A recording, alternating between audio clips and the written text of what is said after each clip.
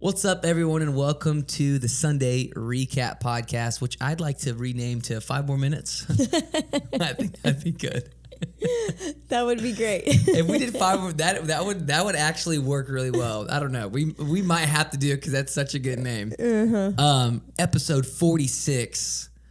You needed 5 more minutes this Sunday. I need 5 more minutes every Sunday. James is like, I really feel like you should think about changing the way you do your notes. I'm like, I know but I think it has to do sometimes when you're like in a real teaching. Yeah. There's it's like you got to do the thing. Right. So, well, it's also like the way that you communicate is that you don't want to leave out anything to be interpreted. Right. So you're like, okay, but before I tell you that, I got to set gotta up tell you this. this. Yeah. I think it's the mom and me. You're like, hold on, and make sure we get all the pieces. You need both sides of the corn, and you need to hold them both. There you No go. tongue ties this Sunday, though. You are perfect. I would doubt that, but we'll see. But yes, I understand the assignment. That's where we are today. Yeah. First of all, let's just talk about today. Today's been a really cool day for our staff. We're recording this on Tuesday, so it should come out today. But we're recording this after our big staff meeting, and the reason I bring that up is because it's so in this and embedded in this. I mean, really, we took this series that we've been in and pretty much applied it to our staff and our team. We were in a meeting on Thursday, and she's Pastor Steph's talking with all the department heads about like all these different things, and I start laughing, and she's like, "It's because it's my message, right?" I'm like, "Yes," because there's a whole section of like, we just filled out this paper for our departments, and it's like, okay, what's your purpose? What's your mission? What's your role? What's your responsibility? And it like goes all the way down here. What are your assignments? What are your assessments? What are your, you know what I mean? So that might be a spoiler for next week is assessments. But it was, it's such a good model that I've told you this before the podcast. I'm going to tell you right now. You need to write a book on this.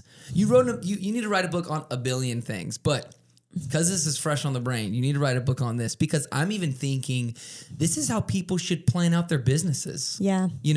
This is how people should plan out their year. You know what I mean? Like you need to have this holy flow, this holy process, this whatever you want to call it. Like these step-by-step things, and people love systems, but it's not like you've created this, off of whatever. This is you pulling from the scripture. You're like, well, this is the order and how these things need to flow, So I have a weird brain. My brain develops like systems really well. So it's like I can take a very felt concept and then I'm like, hold on, there's a system for that. And then my brain just begins to, like the 5I, the communication strategy we use here. That's something people are like, oh my gosh, you should write a book on that. I'm like, I don't know. It's just like the systems just come. And this is definitely something I feel like by just bringing it into our team, it's like, wow, it's giving so much more clarity to what we're doing. This is the year. Last year was the year of freedom. This is the year of clarity and intentionality, moving with intentionality. Absolutely. And the more clear that things can be for us, like the less confusion, and confusion is really what stops momentum from going, from going further, or like you said the other day, growing deeper in what you're doing. Like when that clarity is removed and that fog is removed out of your head, like you're able to progress, and that's all we want to do this year. Everyone wants to progress, Everyone has a plan. That's what you said on Sunday. Remember, you're like, everyone has a plan. Like your plan may be, I ain't got no plan. Guess what? That's a plan, and that's true. But I think universally, I think we would all agree that when we are moving and we're moving with purpose, intentionality, and there's fruitfulness with our move, whatever that looks like, that's when we feel our best because that's what we were actually made for. We weren't made to just wander. We weren't made to not be effective at whatever it is we're doing and whatever we're stewarding. And that's not just a kingdom call for people that are with Christ. That is something innately in our design that we are made for this. And so the closer we get to being inside of the intentional, original design, the better we feel. That's where true fulfillment comes from. Doing your purpose. Right. And it doesn't even have to be that you're succeeding in that moment, but if you're chipping away at it, there will be a fulfillment inside of you. And even when things are hard, like even when it's a grind, and even when it's like, man, it's like you're still fulfilled because you're purposefully doing something. I mean, we kind of ended the message this way, so maybe I'm jumping really far, but that idea that the thing that we resent the most is actually the thing that we're not stewarding that we're supposed to be. And so I think we just get stuck in our life, and I think there's seasons of being stuck. I'd say that in the teenage years, you're stuck because you're tired and lazy and you don't feel like doing anything. Yeah. And you don't want to do your schoolwork, so you hate school and you hate your chores, right? Because you're probably not stewarding those well. Right. And then you get into the young adult season, and that's a weird season for everybody. Yeah. And I think you can get resentful in that season because you're not knowing what you're supposed to be doing. So you're not really moving forward, and that feels frustrating. But I will say this. I think a lot of our young adults on campus here are like stepping into purpose, and like a big shift this year. It's pretty countercultural as far as other young adults, I would say. I'm not even trying to brag. A lot of them is my boys, it's my crew, it's everybody. But like, truthfully, I think a lot of people are stepping into their purpose this year because of this great teaching that you've been aligned on what God's trying to do in the earth right now, so that they can grab a hold of that. But I think that this is them being able to be like, yeah, it's a weird season, but like, as long as I'm in my purpose, I'm moving forward. Yep. You know? Yep. And when you're stewarding things well, and that could just be stewarding your discipline, your habits, not waiting for this big thing to happen. Instead going like, what do I have right now? Right now, God's giving me a few relationships to steward. He's giving me my personal, spiritual, and maybe physical health to steward. Yeah. And when we step into stewardship, might be the title of next week's message. Step into stewardship. That goes hard. We begin to feel that positive momentum in our life. I think they do studies even on get up, make your bed. Yep. Why? Because right there, that's immediate stewardship. Do you do that? For taking care. I try to. If James isn't in it, I prefer to. But I get up so much earlier than him. So it's half the days of the week. It is made. Yes, that's true. But I'm an early bird. I get here early sometimes. Yes, and everybody here. And we actually just cleaned this off. If you can look around and see, this is we filmed this in our creative office. It's very clean. We spent it the other day, and I was telling him today, I was like, because one of the pieces that we were talking about is, one of the pieces on the sheet that we were figuring out, like, what is the creative office, what is their, I think it's roles. Which one's the characteristics? Yeah, roles? kind of the role. Is like the role is like, we are clean. We're people who are clean. We're organized, and we are planned, and we are prepared. And that cleaning piece. That's good purpose. If you can do something in your purpose that day. Yeah. I even yesterday. Yesterday we had kind of a shorter day here in the office, in the creative office, because this weekend was crazy. First of all, More Night was awesome. We had refill on Friday, and that was a lot of creative outpour from our department. And so I was like, hey, let's just do a half day on Monday. And it wasn't like we got a lot done yesterday. And in 4 hours, it's a hard time to get a lot. But for an hour, we cleaned. And I'll tell you what, I felt very purpose fulfilled yesterday. Yeah, because you're properly stewarding. That stewardship, taking care, subduing the earth, taking care of the things that concern you. Yep. That is a biblical assignment that every human is under. And when we do it, we feel better. When we eat better, we feel better. When we take care of our bodies, we feel better. You know what's funny is that, like, you ever seen that thing where it's like, here is the thing of Oreos that you'll eat, and it'll be like, this is how much sugar, whatever, or how much calories, or how much carbs, fill in the blank. It's this. This is a bowl of blueberries. You can eat this and get fuller way faster on this, and it will cost you less in your body than eating this. I would dare to say, and you probably have said this before, because you might have covered everything under the sun already, being a pastor for 8 years. So anytime I have a new revelation, I'm like, you're like, I said that 6 years ago, kid. But what I think is that I would dare to say that if you have a shorter list in your day, but they're things that are attached to your purpose, you'll feel way more fulfilled than a list of a billion things that aren't actually in your purpose. Yeah. Right? Like quality over quantity. Quality over quantity. Like even like what I'm saying yesterday. Yesterday we cleaned the office, right? Like, what if I only clean the office, and then another version of yesterday was, well, I went over here and I messed with this a little bit and did a little bit, and like none of it was really pertinent or necessary, but it was busy work. How often do we get ourselves in busy work, right? And not purpose work, purpose-driven work, and being able to stay in that. I want to kind of move into this assignment versus goals section that you kind of, even before you drop the title of this message, you kind of rattled these off. Yeah. But let's even talk about those ideas for a second. Like the idea of an assignment versus a goal, right? I mean, even that verbiage, right? When you think of goals, what do you think of? I think of New Year's. Yeah. Right? I think of, you see like couple goals, you know what I'm saying, on Instagram or whatever it is, like, oh, they're so goals. They're things like that. These are things that are normally things that we set up ourselves, right? Goals that we have or goals that someone else has put on us, or the pressure of society has put these goals in your brain, maybe these timelines that you need to hit things, this checklist.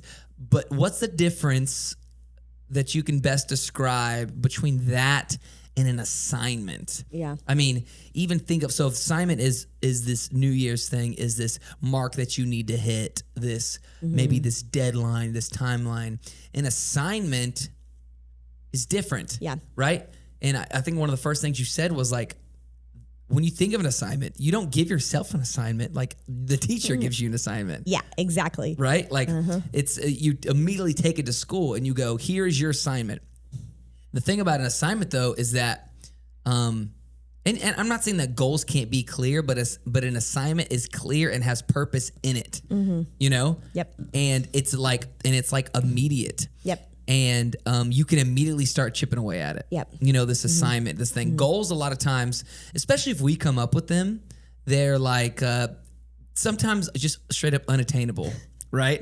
Like you go, well, I'm going to lose 50 pounds this month. And you're like, all right, bro, I don't know if, we can pull that off. Yeah. But an assignment is something that you are, they vary. They have different timelines on them. Yeah. Some assignments are like, even I'm going back to what we had today. This is such a big inside joke. I'm so sorry for everyone who doesn't work at Ellis Church. But we had this thing today with our staff on like, because one of the papers that we filled out, or one of the things that we filled out in our creative office and all these different offices, is that like, not what's your assignment right now, what's your assignment in this season? Yeah. Right? And we had to like to list like, what are some things that we're working on, and what are some things, and like, it was funny because I had previously filled this out a week ago, and then I was like, okay, now I went to my team and I was like, all right, what do y'all think? And they said the exact same things, because that it feels like we're all on this assignment right now. Yeah. Yep, you can feel it. Yeah, and I love assignments too, because not only are they individual a lot, sometimes they're together, and you can all be in this assignment. There's the big corporate body of the kingdom of God that has assignments, and then you can get a little bit smaller. You can say your church has an assignment. Then you can get a little bit smaller and say your family has an assignment, and then you can even smaller and say, okay, I have an assignment. Yeah. And you get smaller and say, I have an assignment today. What's my assignment right now in this moment? And that's a cool contrast between that and goals, because it's the world verbiage versus the kingdom verbiage, right? They're completely different value systems. And I don't think it's bad to have goals. Right. They're just kind of what you said, from the concept of it. An assignment is actually given to you. Right. And a goal is usually set by yourself. And goals are great. I think God wants us to have goals. I think God enjoys our goals and dreams. Right. But before we do whatever we feel like doing, it's what are we supposed to be doing? Right. And I know for me with my kids, my kids will come home and they're on something, Aspen's flipping in the backyard, or I don't know, watching something on YouTube. Yeah. Denver has a nail salon in our house that goes on. Oh, okay. So she's planning whose nails she's doing, and they're all doing their thing. And I'm like, Brooklyn's into baking right now, so Brooklyn has a goal to bake. Okay. I'm like, hey, time out. Before we do anything, does everybody have their homework done? Yeah. You got to make sure your assignments are taken care of first. Is your homework done? Or is your chores done? Yeah. All right. Proceed. Nail salon, go ahead. Everybody do your thing. And I think that's how it is for the Lord with us. He's going like, hey, I want my children to have goals and have dreams and fun things that they're doing. But more importantly, I need you to be on your assignment, because your assignment is actually what is going to move you forward. Yeah. Your assignment is the thing that's going to be developing you or placing you or preparing you. Your goals are going to be something that for your enjoyment. And those are good things. Right now, I'm always on some kind of ridiculous thing. So like I've shared with you, I've been learning French, but I've decided French isn't for me. That doesn't really roll off the tongue for me. Yeah, it's more like a...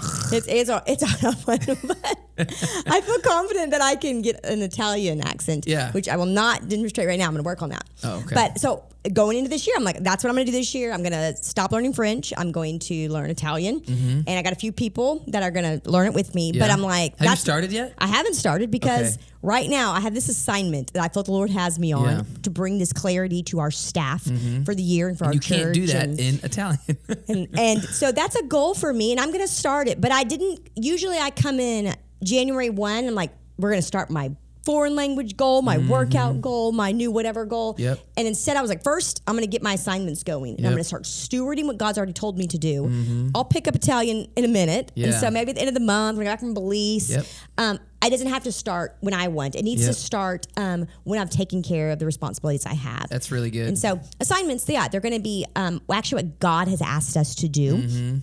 Assignments are going to be really measured in how obedient I am. That's probably my favorite point that you made. The success metric of assignments versus goals. Right. Yeah, it's like goals is like, when are you done? When it's done. When it's done. Or when are you fulfilled? When it's done. When it's done and when I've achieved it, you know?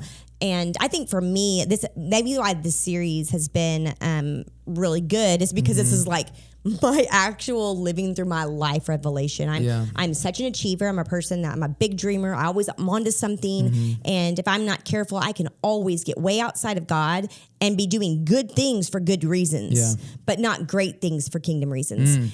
And so God has really spent 45 years breaking me and to get me to go, okay, Lord, I see it now. And that doesn't even mean some days I still don't get ahead of myself. My mom used to always say, now don't be carried away with getting carried away. And so sometimes I can get carried away with being carried away. But God's really begun to, I can see that now. And I go, oh, here I go again. I'm outside of it. And so for me, you know, when I first started, God began to break me of this self motivation and these goals and these dreams and my value being placed on what I do. At first, it felt like I was really laying something down, and I was sacrificing to let go of my goals, my hopes, my dreams, my whatever. But on the other side of this, it's actually, I've begun to realize that it's actually such a relief to set some of that down. That my success is not measured by what I achieve, but by how much I obey. My success isn't measured by how much I pull off, but how much I actually can hear and like respond to and do. How well I listen, not how well I perform. And so being able to get myself out of that pressure to perform and instead just to pressure to be present. And he performs. I get to like ride on his coattails. And so being in alignment with him in my assignments, it's like, man, doors begin to open, things begin to happen. And I don't have to carry that weight. He carries the weight. My job got way easier on this side of it. And so I think there's a relief in the assignment. It's that thing I always joke about, James always saying, there's nothing easier than doing what you're told. Actually, that's true. And I think that's really important for people to hear. I know for me, it's important the first time that you've talked about this performance thing, you know, I'm not shy about saying that I grew up with this performance mindset, you know, and this this performance value system that you have, you know, and when you get to live with a lifestyle that like you don't have to put on, like it's what you're saying, you just have to be obedient, you know, because people's lives aren't going to change by people's lives aren't getting changed by how well I sing a song. Right. Somebody who leads worship, people's lives aren't going to change by me hitting this run. People's lives aren't going to be changed by how good of a set that I picked. People's lives aren't going to be changed by me hitting this flow and whatever. Right. People's lives are changed when I'm obedient to the Holy Spirit in that moment during worship. Right. People's lives are changed when I'm obedient to what God wants to do that Sunday when I'm picking the set, right? You know what I'm saying? Like it really is, we really are like we're not the player, we're the instrument, right? And we have to, but that removes that performance. It removes the pride. You have to remove the pride out of your life, right? Well, that performance pride, perfectionism, they always kind of hang out together. Yep. That's kind of a grouping. And when you begin to step out of that and be able to see it, you begin to realize how much you were trying to live self-made, self-motivated, that you were actually finding your worth and value, not based on who you are or whose you were, but based on what you do. And you were trying to build significance and your self-confidence from how you do things. And so those measures kind of begin to shift when you begin to step into assignments. The pressure is kind of removing. I think, goals, when you're trying to achieve a goal, and if the goal's in front of you, it's like, wow, I'm always on the thing. I'm about to achieve the goal. But what happens when you achieve a goal? It's over with. And I think if people, really did an audit, there'd be so many times in your life when you were like working really hard to get to this thing. And once you get there, you're like, now what? Because you've been living for this goal where I would say assignments aren't really about achievement. It's about stewardship. And assignments tend to create the next assignment. It's like never ending. And it's always a new measure. And you won't have to seek out an assignment, right? Because that's what you're saying. When you are obedient to an assignment, the assigner is so good that they embedded the next one into the completion of that one, right?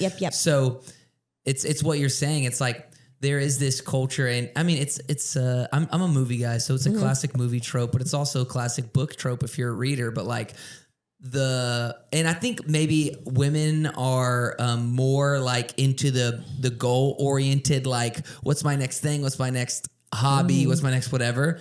And so it's always, to me, I say that because I'm thinking of like the big city woman who keeps moving from assignment to assignment, but then goes back home for Christmas. You know what I mean? It's the Hallmark. Literally trope. Every Hallmark movie, every rom-com book. Yes, it's just funny that like that's the thing, because they're because you are looking for your significance through these different goals.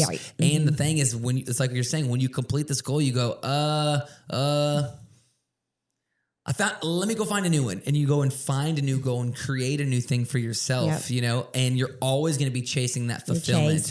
But the good thing about assignments is that assignments are fulfilling in the process, not just in the end result, but in the process, and they never stop. You always have an assignment, and you have, you talking about multitasking on Sunday, like the greatest multitasker of all time, talking about God, has an assignment for us, and we're created in his image, so we can multitask by hitting a big assignment while working on an assignment in this moment, which also plays into the assignment that's in my day, which is the assignment for my year. You know what I mean? Like, we have constant assignments from the Lord. Some are lifetimes, some are moments, some are in just seasons, but they all build on each other. They all are tied into each other, and they're all constantly fulfilling when you're on the right path. There is you even think about Jesus carrying the cross, right? Like there is when it says to pick up our cross daily, like, first of all, if you look at the story of the cross, you wouldn't see that as a good time. You know what I'm saying? But how much Christ was fulfilled when he did his job, and like I'm saying, if we're made in his image, if we're called also daily to pick up our cross, we are also called daily to pick up these things and it's not to be fulfilled, but it fulfills us when we do those things, when we do. And the reason I'm saying that is because something as crazy as sacrificing will bring you fulfillment. Because that's the assignment that you're in. That's the assignment that you have, And I think that's an incredible, unique thing that only the Creator could do, is weave all those in together, and then also weave in sacrifice. And then for us to be like, wow, like we're fulfilled from the sacrifice that we've given, So I think that's really, really strong. You talked about some different truths right after we talked about the four goals versus assignments, but these different truths about assignments. And they seem simple, right? They seem simple, but when you dive in a little bit deeper, you're like, oh, snap. I mean, I know that first one is everyone has an assignment. Everyone has an assignment. And then you're like, right now, inside, right? But it's like, why is that simple but significant? Is because we might be talking to the people here that feel like they have no purpose, they have no thing, and they're wandering around the world. And purpose becomes this elephant in the room. Like, I don't know what I'm supposed to do with my life, so I'm just going to exist here until something makes sense to me. And it's like, and so I'm just waiting for God to show me the next move. Right. Like, no one's waiting for God to show them the next move. Yeah. You're actually in it. Yeah. He's waiting for you to steward what you're already in. Now, he might be coming to bring another move, but he'll bring it when it's time. Yep. So right now, like, what are you supposed to do right now? Yep. There's no wasted seasons with the Lord. He does not waste a season. He doesn't waste a moment. We waste seasons and moments. And so, it's really grabbing that, hey, we don't have to sit here and wait. We can't move until we've got this big, grandiose idea. It's going like, today, what's the assignment? You can have an assignment for today. Yeah. You can have an assignment for this week. You can have an assignment for the season of your life you're in. There's something all the time right before us that God has put into motion that we have the ability to steward and be responsible for right now. And that's so fulfilling. Yeah, absolutely. I even think of, you think of like God's assignments at, different intersections and stop points, right? Yeah. And we sometimes are standing at one and going, when is it going to come meet me? It's like, no, it's waiting down there. You got to keep going. Yeah. It's what you're saying. Like, there's no wasted seasons, but there's also it is never true when we go, I'm just waiting on God. Yeah. God is constantly moving. Yeah. He's constantly has purpose wrapped up in what we're doing. It's on us to be able to be like, hey, like, God's next assignment is at the next chapter. You stopped reading. You put the book down and walked somewhere else, And I think we think of it like school, like the teacher's giving assignments. Yeah. And you can pick if you want to do them or not. You're getting zeros or you're getting hundreds, whatever. You can do them or not. Right. But the teacher's going to keep teaching and they're going to keep getting new assignments regardless if you do them. Yep. But I would say that it works a little bit more in the kingdom, like if you've ever done PACEs for school, which is where you get those little workbooks. Yes. And the teacher has them and you can't go to the next workbook until you finish this workbook. Yes. So you can do them pretty fast and work through them, or you can do them pretty slow. Yeah. But sometimes we're going, man, I'm waiting for God to teach the next lesson. And he's like, I'm waiting for you to turn in your workbook. Right. You haven't done the assignment. And I'm too good to let you keep going and giving you more assignments when you haven't understood the assignment and the lesson I've already been teaching. Yeah. It's like you're saying, like, and I know you used to be a teacher, and I actually used to be a teacher for a small season. But like the way that it works is that, you have these assignments, and what you're saying, you're either getting zeros to turn them in, but just know these assignments are building on each other. So when you skip one, like, you're going to need some extra tutoring from the Lord. And thank God that God is so good that he'll come back and he'll like redeem you and help you and catch you up to speed. Yeah.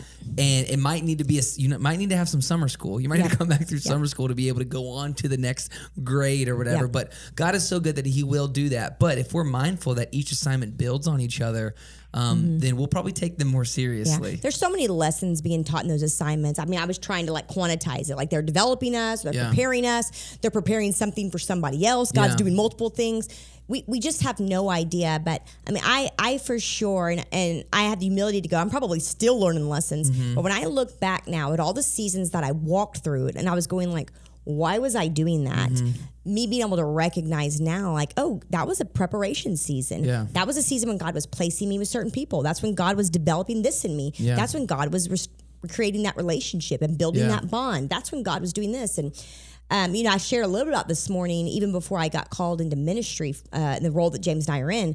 There was a season of me just feeling really called to like put my house in order. And I was like organizing everything and getting my kids and all these things. And then realizing like, oh, that if I wouldn't have paid attention to that assignment and I would have neglected what God had been doing, I would not have been prepared. Yeah. And I would have been in ministry, trying to be in ministry, going into a COVID season, going into like all these crazy things in life. And my house would have been a wreck, but it was prepared. And I can look back and I look at my childhood growing up as a pastor's kid. Yeah. God was my assignment that season was to be a child of the ministry. Yep. I was sitting, I was learning, I was in conversations that I had no idea would be the conversations that I'd be using in this season to build things. Then when I got into like my early 20s, I worked at the school. I was a teacher. I was a coach.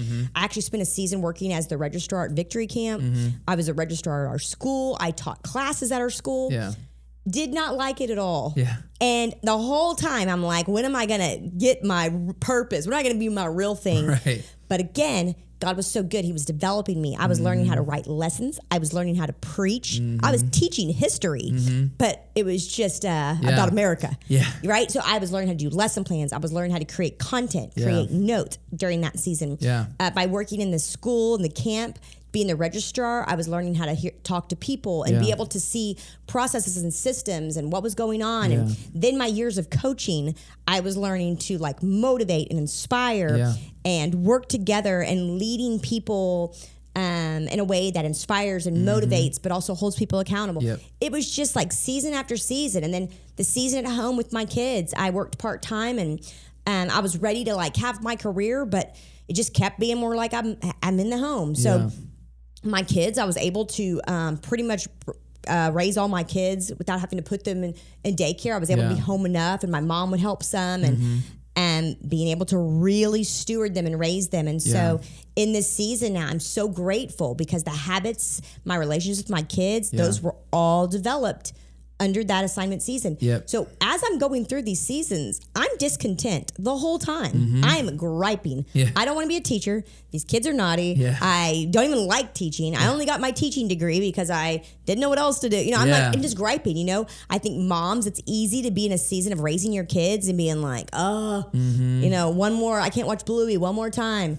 I'm doing these things and I'm just going through the motions, no idea realizing every single piece that I went through. Now I'm like, oh, that's when I got that piece. That's when I got that piece. That's when I got that piece. That's that truth number 2. God was using it all. And it wasn't just developing the pieces in me. It was the relationships I was having here on the staff. I served another 10 years here as like an administrator, and I was kind of over everything. Me and Jessica Gilcrease, we spent so much time together with our systems for people, how to steward people and relationships and make community. And so now in this season, there might be weeks that go by that Jess and I don't get to have conversations about community, and I don't get to give her new fresh vision and new encouragement. She don't need it. We were in the trenches together for years developing that. Pastor Bunk and I, we have done so many shenanigans all over this campus, getting in those trenches. So even in that, God was forming these relationships. But I never knew it. And I was obeying the assignment, not because I was so faithful. But actually just because like God made it so evident. He wouldn't open any doors. He like locked me in it like, fine, I'll do it again, you know?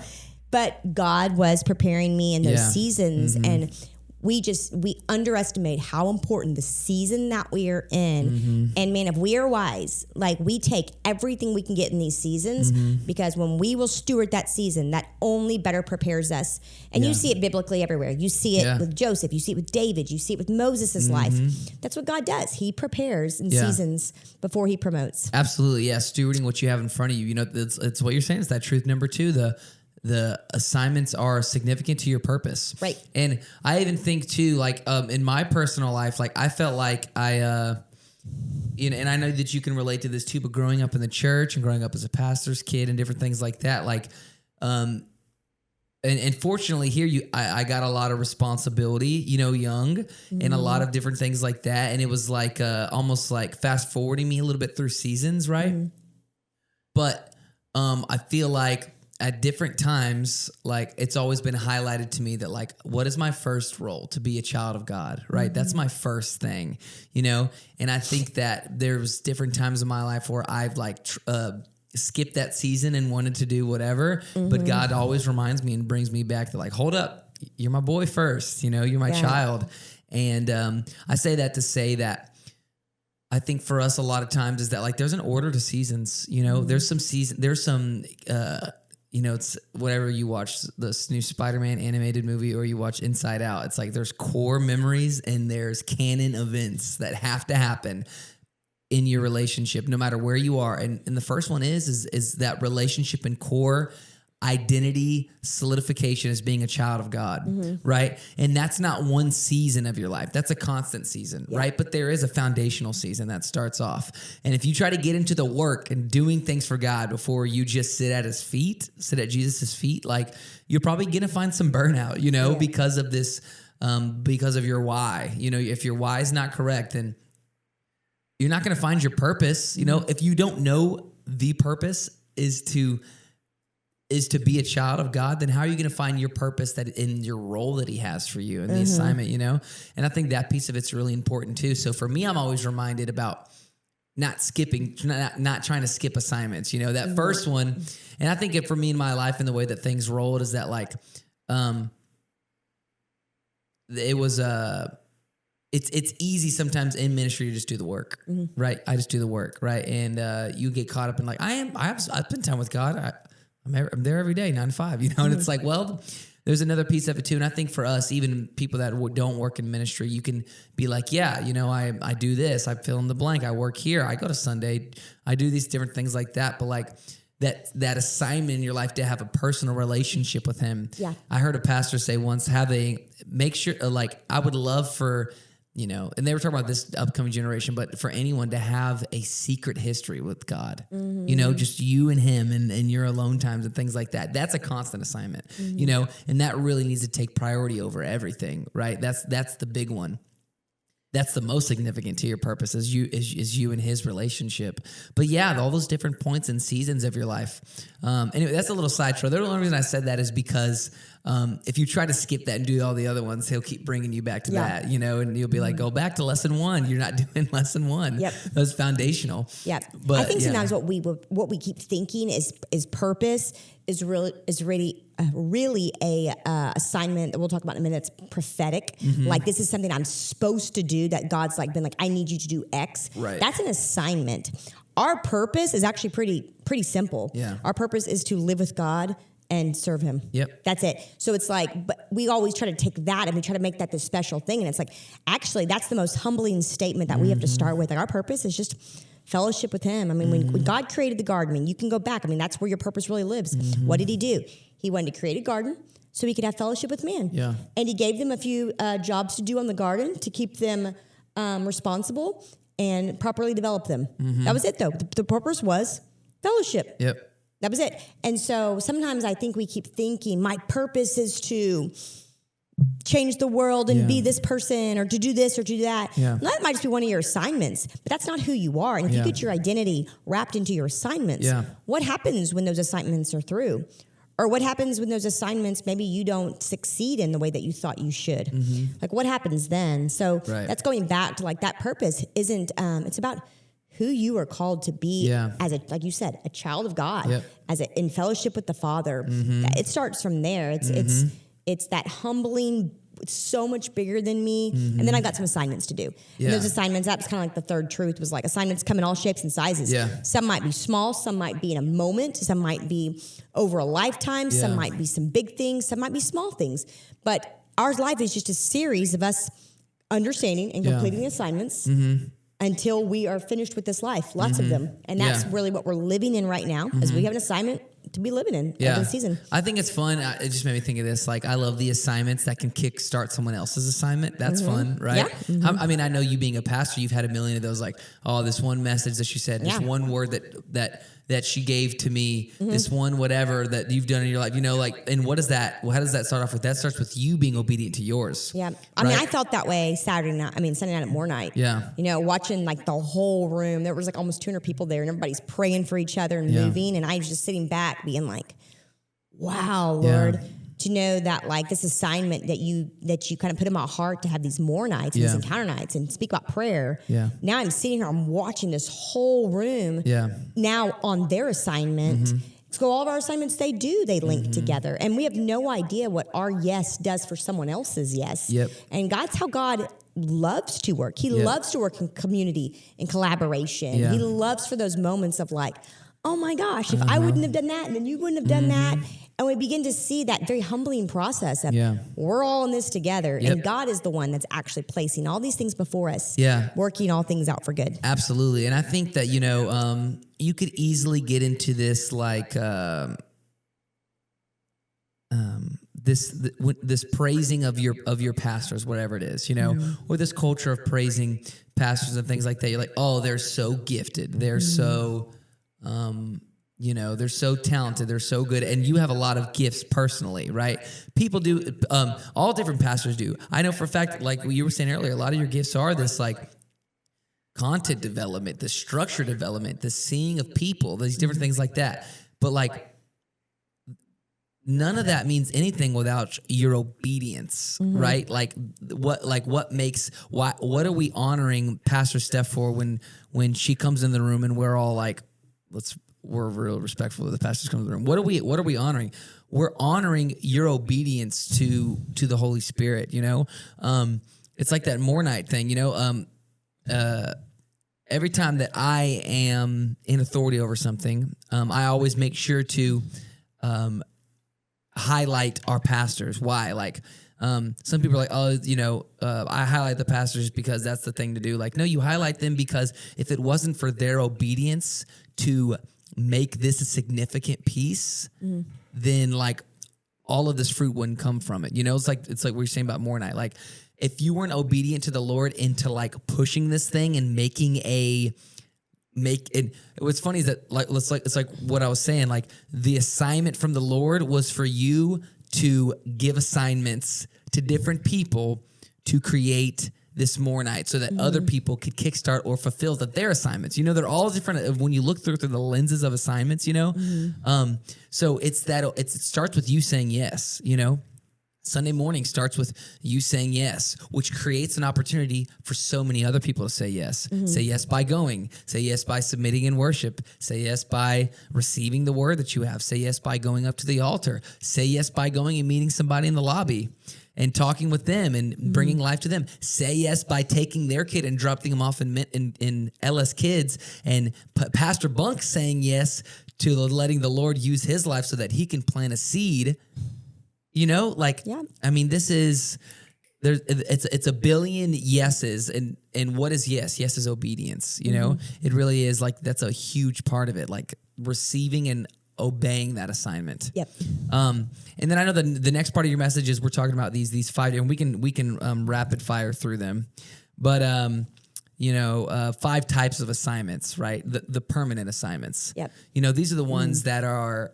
They're lifetime, right? These are the ones that, right here, your definition is assignments that never change regardless of season or role, God-given responsibilities tied to creation and covenant, and I think that's what I was saying earlier is that like, or what you were saying on Sunday is that like, a lot of your assignments will directly, contribute to this one, and a lot of us have this same assignment. A lot of us have like, if it's like a Venn diagram, of all people's assignments, like a lot of us, it's a circle because a lot of us have like a lot of similar permanent assignments. And then there's permanent assignments that are unique to us and unique to what we have that are going on. I know that you had an example. I wanted to ask you, what do you feel like, one of your personal permanent assignments is? Well, of course, for me, having children, and then even Pastor James, I feel like as a wife and a mother, like those are my assignments, and keeping those, some of the ones I guess that we would share. I feel like, physically stewarding my temple spiritually and physically, that's an assignment that sometimes I think we're maybe even better about stewarding our temple spiritually than sometimes we are physically. Yeah. But it's like, man, there's so many things for our body. We need to be stewarding our temple physically, spiritually, emotionally, maybe even intellectually, like developing our skill sets. So there's a lot of just development and growth in your temple that you can do personally. Yeah. Of course, for me, I feel like I have a permanent assignment, or maybe it's not permanent, but at least for the time being, pretty big assignment is just what I'm stewarding here and the role that I'm playing here. Yeah. So I think there's some permanent assignments though that we share that are just the tending and keeping garden assignments that are specifically those are going to be based on your garden. Yeah. So your family garden, your personal garden, do the kingdom of God garden, the Great Commission, spreading the gospel. That's pretty much a permanent assignment for everyone. Everybody. Yeah. And we tend to go like, oh, that's not mine. Like, no, that's actually. The evangelist. No, we're all called to that's that. all of us, right? To spread the gospel. To prophesy. All sons and daughters shall prophesy. So some of those are the permanent ones that maybe we are overlooking. Yep. And we could probably do a whole series on just those alone. But yeah. Permanent assignments. Not just like the thing that you're gifted at, there's a lot of things that you gotta obey, even if you're not the best at it, Yep. I'm gonna give you these and give the definition, and if you want to give maybe a broad example or a personal example. Okay. Precision assignments. Assignments for a specific moment, person, or situation. These require immediate recognition and obedience. Yeah. I think those are fun ones. Those are the ones that are high risk. High risk, high reward, right? It's those times that you're doing stuff and you feel like God's like, say this to this person or do this to this or do that, And it's like, oh, that's kind of crazy. Like, do what? Do you have a story of a success and a fail? I have a lot of fails. I'm sure I have a lot of fails. But maybe I'm blacking them out because I'm like, I don't like to remember failure. Well, actually, and what's funny about these precision assignment failures is that they're failures to what? In that moment. Right. Sometimes we're just planting a seed. Yeah. Yep. There's one time I was at 7-Eleven in Alvin and God was like, go tell my son I love him right there. And it was just the dude right there. And I was like, bro, I'm already walking to the car, God. And I'm like, and I got in the car and started, and I'm like, and I like rolled down the window and I was like, hey man. And he's like, AirPod, he's like, what's up? I'm like, God wanted to tell you that he loves you. And he's like, thanks, bro. I'm like, But you don't know. That might not have been a failure. That might have been a failure. But that's what I'm saying. These failures, so to say. Yeah. I thought of a good failure. I was at the nail salon once and I was overhearing this group of like ladies and they were talking about this lady, and I thought that they were saying Catherine Kuhlman, which is a in the kingdom world, like she is like, oh. Yeah. So, and my dad actually was able to like be a part of like her ministry. She's prayed over him. Yeah. And so I'm listening to these ladies and I felt like I heard them talking about Catherine Kuhlman, and I'm like, man, Lord, are you trying to make a connection here? Like, that's so crazy. These ladies be talking about Catherine Kuhlman of all people. Yeah. And so I'm like, I'm going to get up and I'm going to go just like enter that conversation with them and like, see what you're trying to do here, God. What are you trying to connect me with? Yeah. So I got up and it's these older ladies and I'm like, hey, I'm like overhearing y'all. Are y'all talking about Catherine Kuhlman? And they're like, like, no, sweetheart. We didn't say Catherine Kuhlman. We said Catherine whoever. Yeah. And they like made me feel really dumb. Like I wasn't cool enough to talk. They hit you with the bless your heart. These were like older ladies. Yeah. Like, and I think they were like from a church because they were talking like church stuff. Yeah. So it was like the old lady group from this church, and they were like, bless her heart, you know. And I'm like, Lord, I was trying to connect with the body, Lord, what was that? Mm-hmm. But I don't think that the Lord told me to do that. I think my own nosiness and curiosity did. Yeah, but you took a risk. You took a swing. But I took a risk. But there's been so many times. A lot of times when the Lord is giving me one of these moments for me, it sounds like he is repetitively, almost like he just won't let me step away from it. Yep. He'll just keep going like, do that, do the thing, do the thing, do the thing. And so there's just been moments after moments in my life, whether it's been times James and I almost losing children and God sending me to a precision moment where if I wouldn't have been there, my kid might have been abducted or lost. So there's been moments like that. But there's been moments that God's like asked me to pray for somebody or extend something. And it's been right at that moment of like exactly something I needed. Probably if I'm guilty of anything, it's not from failing. It's maybe from being stubborn. Yeah. And that so many times of me not doing what God said and me going, man, what if I would have? I always use that, enjoy the heavenly adventure. Yeah. There's so many adventures the Lord's inviting us to. And it is so scary to do a precision assignment that God, you kind of feel God stirring to do, talk to that person or maybe give somebody that money or do the thing. It's so scary, but when you do it and God shows up, it is like the best feeling. Yes. It is, again, it's high risk, high reward. Yep. And when you walk into those precision assignments, so cool to see God move through your life and people being able to hear that thing right then. Yeah, that's so good. Cool. Okay, let's talk about the prophetic assignments. Assignments initiated by God's voice and confirmed over time. Yeah, I think, when I started, actually, some of these terms I got out of a book I read not too long ago. A couple of these came from there, and this prophetic assignment was one of the ones.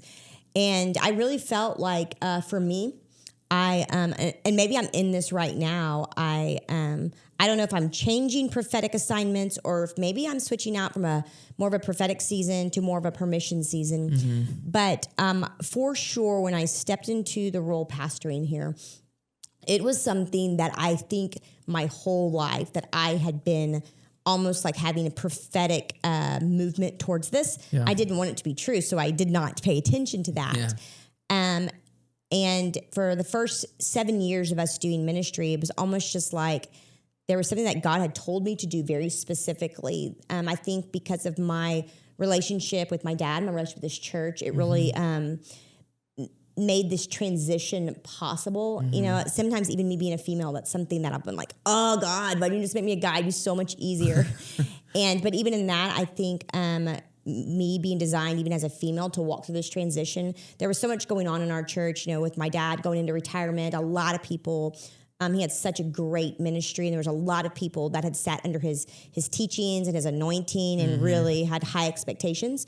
And we had also gone through somewhat of a transition for a season with another pastor coming in, and there was a lot of people that liked the style of that church. And so there was all of this like almost like parameters kind of set, and then I kind of come walking in like, hi, it's me and this little girl, and this is what I'm doing. But I felt like going into that season, like God had really kind of positioned me almost like an Esther, like for such a time as this. And I think me being a girl and me being my dad's daughter, you know, the people that were in our church, the older generation that had sat underneath my dad, I think it was easy for them to really get behind me and support me. It was almost like I got to be the granddaughter that everybody was rooting for. Yeah. So it gave me like a whole lot of support in the ministry, but my time and exposure gave me a lot of insight into not just running the church, but like I think I understood the why of this ministry. I'm almost emotional more than anybody, and I didn't realize that I had been carrying the vision for this house that God had created this house for, and it was so deeply in me. And I was trying to move to New York, but God's going like, I've given you this information that people don't have, you know? Right. So there was just all these components going in that I feel like that God was really showing me like this season of transition of our church. It was so important for those 7 years of me doing what I needed to do just by the ingredients that he had been giving me. Right. We've kind of started this next season, and I actually feel, not that I'm quitting or going anywhere, but I feel like for me, it's been a shift from being maybe a prophetic season that was like God designed, God appointed, I need you to do this. I'm working something bigger than you. Go do this business. Yeah. To actually, I feel like I'm a little bit jumping more into a permission season where permission seasons, God's like, all right, let's co-labor. What do you want to do? And I'm like, well, Lord, tell you what. And it's actually, there's been a shift from me doing what I'm called to do. A lot of times with prophetic seasons, it's not something that you're really that excited about. It's just like God's going like, I need you to do this thing. I've designed this, and there's a lot of confirming words. Like I shared at church Sunday, when I was 6, God begins to give me this word, and then there was multiple series of the Lord just kind of dropping nuggets or prophecies over me or dreams or whatever for my whole life. And then I end up in this season, and I'm like, all right, fine.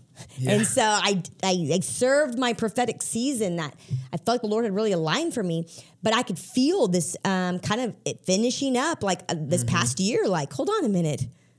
I think I did the assignment that first 7 years of like, this is what you're doing. And God began to like kind of give it a little bit of a shift. Yeah. The texture started feeling different. And it started feeling like, oh, hold on a minute now. Lord's going like, hey, if you want to. Yeah. And I'm like, if I want to, because for 7 years, I don't feel like that was it. I felt like I was really on this assignment that was designed, and I had to hit these marks. And it started feeling like, we've transferred into a permission assignment. So a permission assignment is going to be more something that maybe you're passionate about or you're burdened by. And God begins to release you. You know, we talk about David. David was in a prophetic assignment to become king.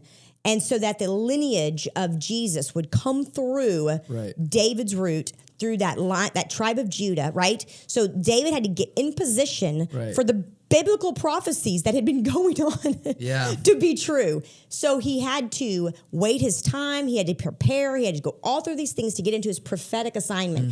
Then once he got to do what he was supposed to do, and he almost like checked off God's list, okay, you made it here, you did your thing.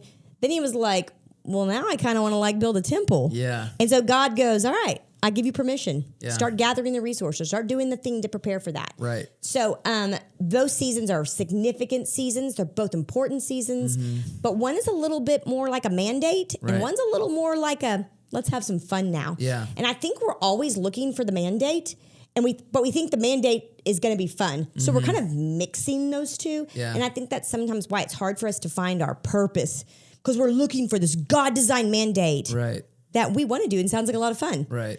They might not be the same thing. Yeah. They might be different seasons, and they might even be into the kind of the same thing, but different elements and different aspects of that. So there's definitely a shift in those two things. Yeah, for sure. Well, I think you just preached your way through 3, 4, and 5. 3, 4, and 5. But did I hit? What was the last 4 one? 4 was prophetic. I mean, was positional. And then 5 was permissional. Yeah. But those different pieces right there. I mean, you talked about David, right? Like, this prophetic and that thing. position being in certain things. You're right. I didn't say that one, but that was what was happening. Yeah. God was giving me positional assignments along the way. Yeah. Go work at the school. Yeah. Go teach. Go do volleyball. I'm like, why?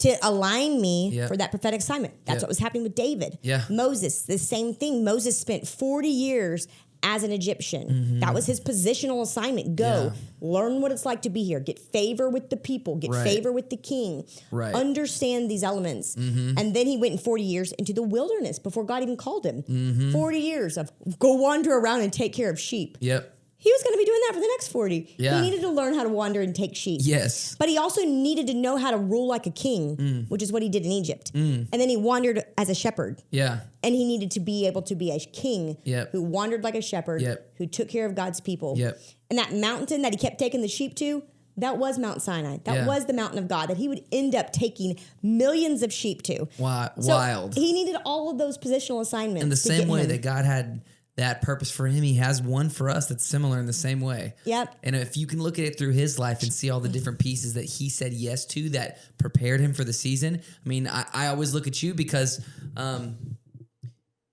you talk about it so much and I listen, but it's the different pieces that God has prepared you for, so I look at my life and go, okay, God, what was my season over there? And I wonder what that was building. Yep. What was, even yesterday, I was going somewhere to like some sort of event and it ended up getting canceled, but it was like a church event. So I was like, God, I was doing that for you. What the heck, But then I was like, oh, wait a minute.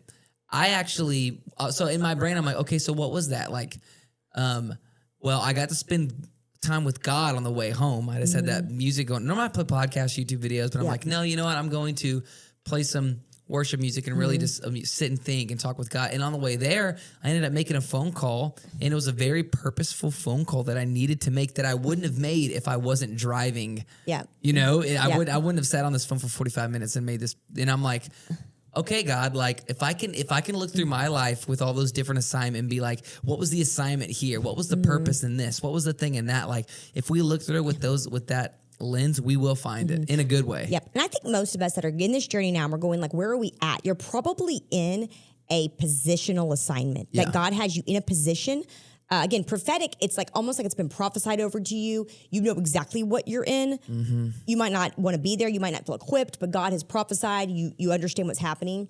Permission, again, you're kind of picking. Yeah. But positional is kind of like, I didn't pick to be here. I'm just here. Why am I here? And what am I going to do with it? And a funny story as we close, I remember back when I was probably 7 or 8, we were kind of in a season here of just really God really moving, kind of a revival type of culture. All these speakers would come in and some of the greats that, of that time, Kenneth Hagin and R.W. Shambach and these big names from like that time, Oral Roberts, my dad, he had all these, and they would do these like conferences here, and he would meet with them in his office and at these same like revival meetings. So a lot of like really of like the big time pastors and evangelists were coming in.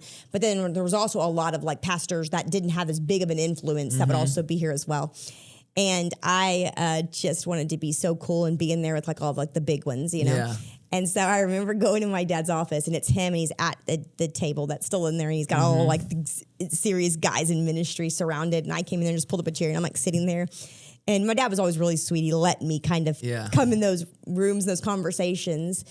And he was like, hey, Steph, why don't, we're in here kind of talking about some things. Why don't you go out there with all the other pastors? They're in the kitchen. You can go hang out with those guys or whatever.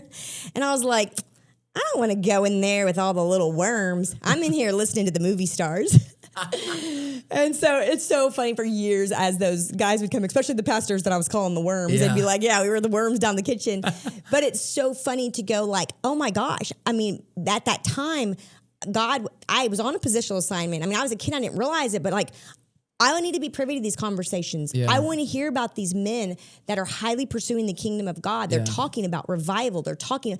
So all of this texture that now in this season just comes out of me. I'm like, how did that get in there? I'm like, maybe when I was in there at 8 years old, and I'm sitting in these conversations because God had me in a position that I didn't realize. So I wonder how many people today are in position right now of serious significance and serious of importance. And we don't know why we're sitting at that table. We don't know why we're in that position. And if we're not careful, we'll miss out on what that position is preparing us for. And so I think it's, never overlook where you're at. We're always in an assignment. God is positioning us constantly. Steward it. Don't tolerate it. Steward it. That's one of the pieces. And we're skipping past it because it's content that we'll roll into next week. We'll roll into it next week because we really didn't get to finish that. What does stewardship really look like? So, really good. I'm not sure off the top of my head if we're going to do a pod next week just because we'll be going to Belize on the mission trip. Maybe if we have time on Sunday. I'll be going on Wednesday, so I'll be in here by myself. I'll throw my own pod. Yeah, Jake's going too, maybe me and Tyler. Me and Tyler will do selfie video. But great message. I understand the assignment. This message gets a little bit more traction because it's about us. We were talking about that earlier.